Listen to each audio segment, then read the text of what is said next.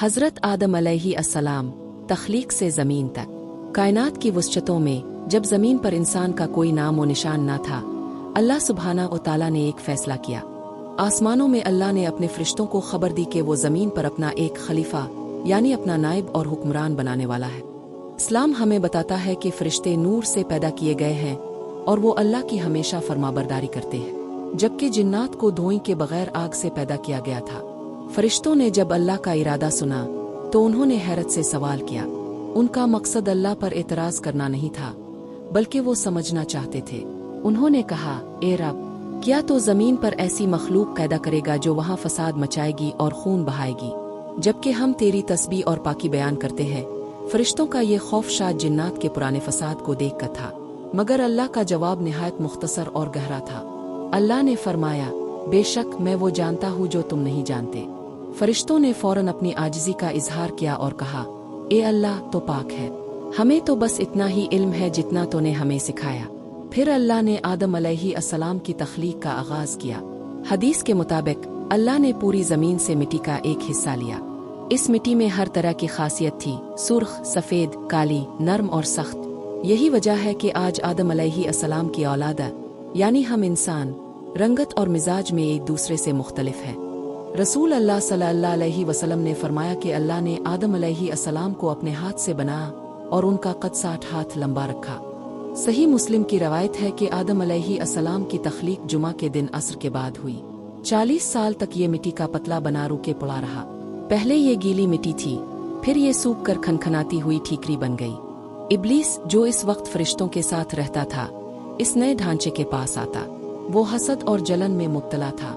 वो इस पतले पर चोट लगाता तो इससे खाली बर्तन जैसी आवाज आती। इब्लीस तकब्बुर से कहता, तो कुछ नहीं है, अगर मुझे तुझ पर गलबा मिला तो मैं तुझे तबाह कर दूंगा, और अगर तुझे मुझ पर गलबा मिला तो मैं तेरी बात नहीं मानूंगा। फिर वो वक्त आया जब अल्लाह ने इस पतले में अपनी रूह फूंक की। जैसे ही रूह जिस्म में दाखिल हुई, आदम अलैहिस्सलाम जिंदा हो गए।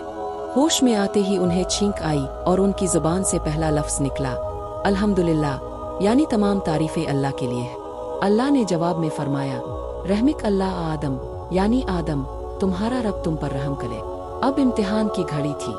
अल्लाह ने तमाम फरिश्तों को हुक्म दिया, आदम को सजदा करो। सारे फरिश्ते इसी वक्त सजदे में गिर गए, सिवाय इब्लीस के। वो जिन्नात में से था और इसने अल्लाह के हुक्म की नाफरमानी की।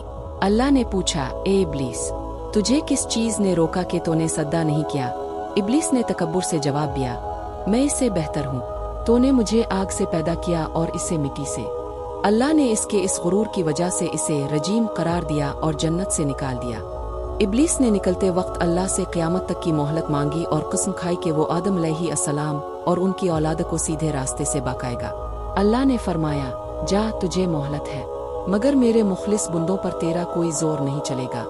अल्लाह ने आदम अलैहिस्सलाम को वो सिखाया जो किसी और मखलूक को नहीं आता था, यानी इल्म अल-अस्मा, चीज़ों के नाम। अल्लाह ने फरिश्तों से पूछा कि उन चीज़ों के नाम बताओ, मगर वो ना बता सके। फिर अल्लाह ने आदम अलैहिस्सलाम को हुक्म दिया और उन्होंने सब चीज़ों के नाम बता दिए। ये इंसान की इल्म की बुनियाद पर फजीलत थी। आदम अलैहिस्सलाम ने महसूस किया कि इब्लीस उनका दुश्मन है। फिर अल्लाह ने आदम अलैहिस्सलाम को सिखाया कि फरिश्तों के पास जाओ और उन्हें सलाम करो।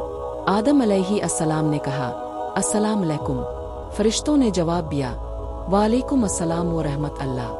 अल्लाह ने फरमाया, यही तुम्हारा और तुम्हारी औलाद का आपस में तोहफान सलाम होगा। जन्नत में आदम अलैहिस्सलाम अकेले थे और तन्हाई महसूस करते थे। अल्लाह ने उनकी पसली से उनकी साथी बीबी हव्वा अलैहिस्सलाम को पैदा किया ताकि वो सुकून हासिल करे। दोनों जन्नत में खुशी से रहने लगे। अल्लाह ने उन्हें पूरी आज़ादी दी, मगर सिर्फ एक पाबंदी लगाई, इस दरख्त के करीब मत जाना, वरना जालिमों में से हो जाओगे। शैतान जो अब उनका खुला दुश्मन था, ताक में बैठा था। इसने झूठ और धोखे से काम लिया। इसने कसम खाकर कहा कि वो उनका हमदर्द है। इसने उन्हें बहकाया कि अगर तुमने इस दरख्त का फल खा लिया तो तुम फरिश्ते बन जाओगे, हमेशा जिंदा रहोगे।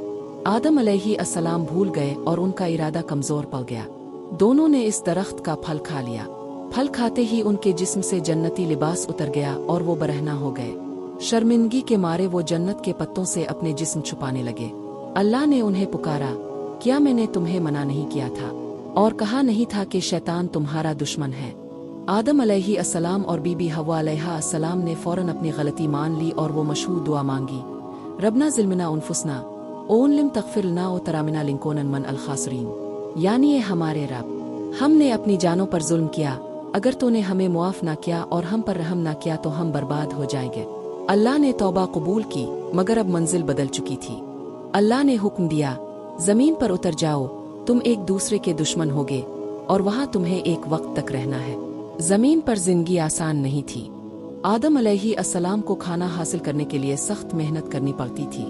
उन्हें शैतान के वसवसों का भी मुकाबला करना था। अल्लाह ने उन्हें औलाद से नवाजा। बीबी हव्वा अलैहिस्सलाम के यहाँ हर बार जुड़वा बच्चे पैदा होते, एक लड़का और एक लड़की।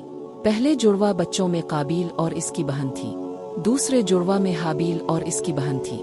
जब ये बड़े हुए तो अल्लाह ने आदम अलैहिस्सलाम को हुक्म दिया कि काबील का निकाह हाबील की जुड़वा बहन से करे और हाबील का निकाह काबील की जुड़वा बहन से। लेकिन काबील इस पर राजी नहीं था।